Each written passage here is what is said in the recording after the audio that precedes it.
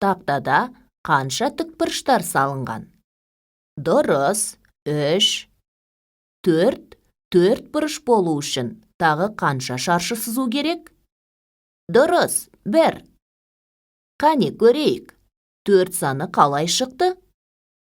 3-ке 1-ді қоссақ, 4 болады.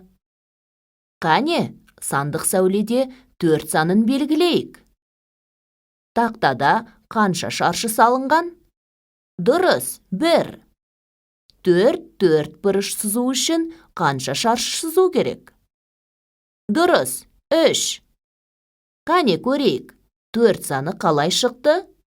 1 қосу 3, 4 болады. Яғни 3 қосу 1 және 1 қосу 3 тең. Қане, тағы да 4 саны қалай шығатынын ойланайық. 2-ге 2-ні қосқанда 4 шығады. 4 санын жазайық.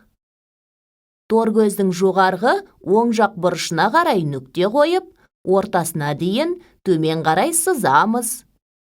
Торкөздің ортасынан оңға қарай сызып, торкөздің шетіне жетпей, тоқтап, түзу бір сызық сызамыз.